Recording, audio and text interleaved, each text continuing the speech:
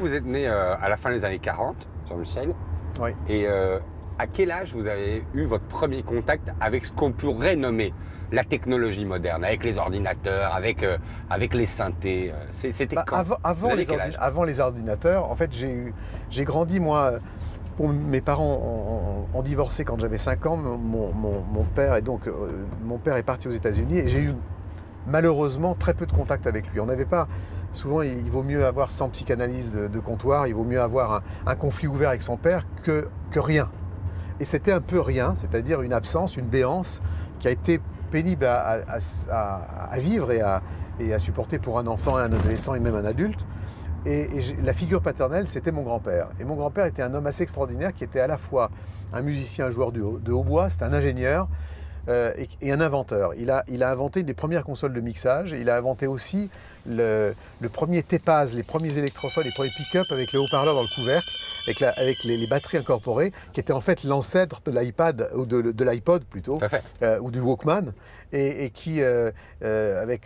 donc ça m'a créé certainement, ça m'a donné le goût ou faire comprendre ce lien qu'il y avait entre la technologie, l'électricité au fond, et la musique. Une manière complètement nouvelle pour moi, que j'ai eu la chance chronologiquement de vivre, c'est-à-dire d'être au début d'une nouvelle manière de penser la fabrication, la conception de la musique, c'est-à-dire d'un seul coup de devenir son propre luthier, c'est-à-dire de pouvoir mélanger ses sons, de pouvoir les inventer, les créer comme un peintre crée ses couleurs. Et ça, c'était une révolution totale. À une époque où, quand j'étais étudiant, évidemment en plein 68, je tombe au GRM, au groupe de recherche musicale, avec quelqu'un d'extraordinaire qui est à sa tête, qui s'appelle Pierre Schaeffer, qui dirige le service de recherche de la radio publique et qui, à la fois, a cette vision extraordinaire qui va changer et révolutionner la musique, c'est-à-dire de se dire la musique, elle n'est pas seulement faite de notes et fondée sur un solfège quelconque, mais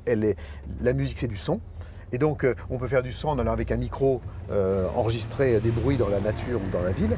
Et Schaeffer lui-même m'a dit d'ailleurs, tu sais, perds pas ton temps à faire de la recherche, va plutôt au contact du public, c'est vraiment ton chemin, c'est vraiment ton destin. Et donc je me suis mis à être de plus en plus obsédé à essayer d'établir cette passerelle entre la musique expérimentale et puis la pop musique au fond. Quand est-ce que cette intuition que vous avez, que cette musique va devenir incroyablement populaire, quand est-ce que vous avez la preuve qu'en fait, elle touche véritablement le public? Parce que vos premiers disques, c'est en 1972, 72, c'est ça? Non, même le premier, qui sort un peu plus tard, mais le premier que j'ai fait, c'était en volant les clés du studio du groupe de recherche musicale, et c'était en 68, par là, 69. Et quand est-ce que vous savez que ça va toucher les gens? Parce que ça peut aussi rester des musiques de niche au début, etc. Alors, je vais vous dire, quand est-ce que ça arrive? Il y a un moment très précis. C'est que peu après la sortie d'Oxygène, je me balade avec mon éditeur sur les Champs-Élysées. Ça, c'est 76. Voilà. Et il y a un magasin de disques et je vois Elton John sortir de ce magasin de disques avec 10 exemplaires d'Oxygène.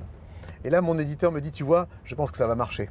J'étais souvent associé au fait de se dire, finalement, lui, il est mégalo, il fait des concerts, ça dure, il se lève le matin, s'il n'y a pas 1 million de personnes, il ne fait pas de concert. C'est évidemment complètement délirant de penser une chose pareille. Quand on vous propose des choses qui sont excitantes à faire, vous le faites parce que vous avez envie de le faire, comme ça devient aussi une drogue. Et c'est compliqué d'arriver à équilibrer sa vie personnelle avec cette drogue. Vous nous avez dit que votre père, vous ne l'avez pas beaucoup vu. Il est parti quand vous étiez petit, quand vous avez 5 ans, et puis il part à Hollywood, donc quelques années plus tard, donc on le voit encore moins, j'imagine. Est-ce que vous avez réussi à le comprendre par ce prisme-là? Parce que c'était un grand compositeur, il faisait des musiques de films, il faisait des choses, etc. Est-ce que vous avez pu comprendre quelque part pourquoi il y a eu cette absence et pourquoi il y a eu cette béance? Ou pas? C'est intéressant parce que, encore une fois, sans psychanalyse de terrasse de café, c'est vrai que je m'en suis en fait pas du tout rendu compte de ça. Et bien entendu, j'en ai souffert parce que, vous savez, un enfant n'est jamais responsable, si on pouvait le dire d'ailleurs à tous les enfants, on gagnerait du temps.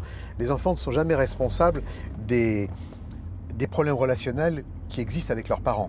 Ils n'ont rien demandé et c'est nous parents qui les fabriquons. Et donc toute cette béance, cette souffrance que j'ai pu éprouver, bizarrement, je dis bizarrement parce que ça pourrait être logique ce que je vais dire, mais en fait ça l'est pas, pour moi ça l'est pas du tout. Mes parents sont morts il y a 5 ans, 6 ans bientôt, la même année. Ça a été un très gros choc pour moi, ça a été en même temps la mort de mon éditeur historique, Francis Dreyfus, partenaire producteur.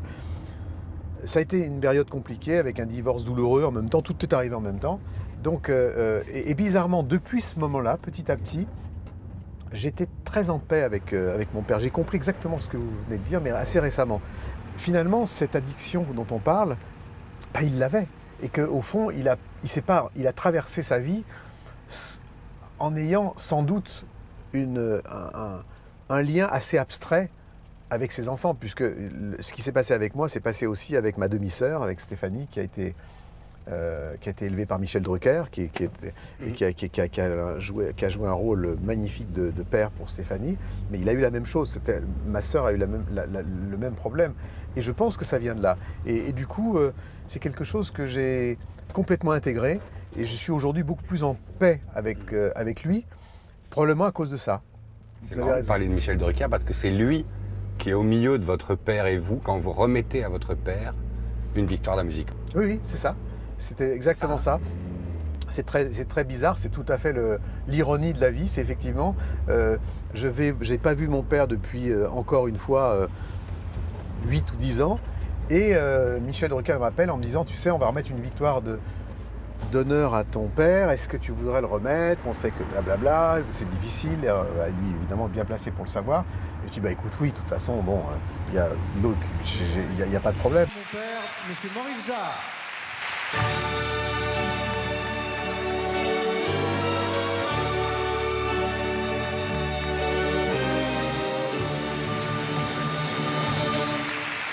Je suis très touché, évidemment, que cette victoire me soit remise par quelqu'un que j'aime, que j'admire, dont je suis fier et qui ne doit son succès qu'à lui-même.